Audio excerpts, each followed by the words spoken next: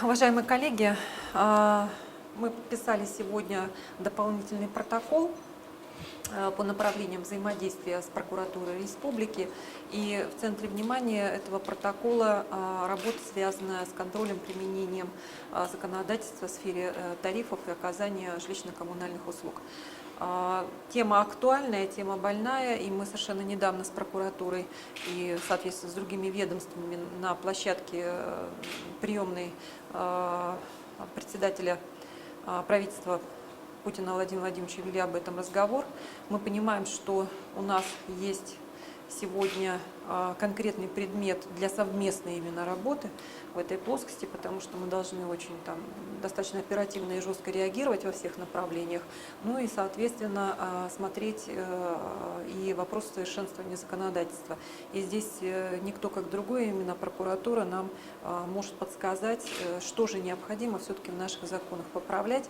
Имеется в виду не только региональное законодательство, но, наверное, в первую очередь федеральное, поскольку жилищный кодекс – это полномочия депутатов Государственной Думы.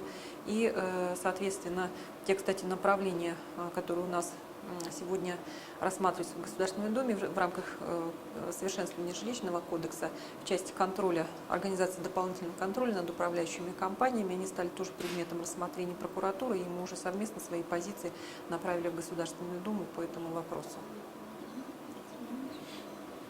Можно с удовлетворением отметить, что сегодня на президиуме рассмотрели исполнение соглашения, которое было заключено в 2009 году.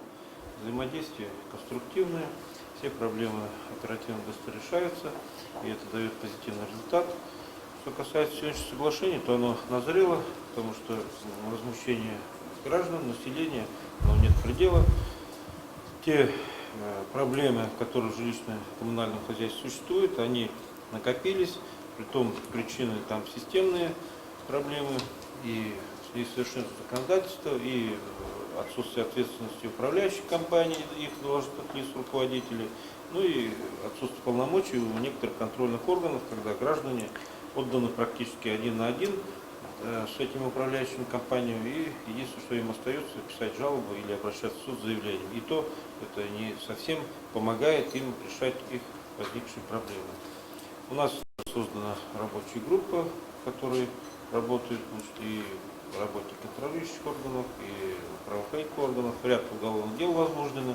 Если, не удается вот так вот цивильным путем решать проблемы, будем решать их через уголовный кодекс.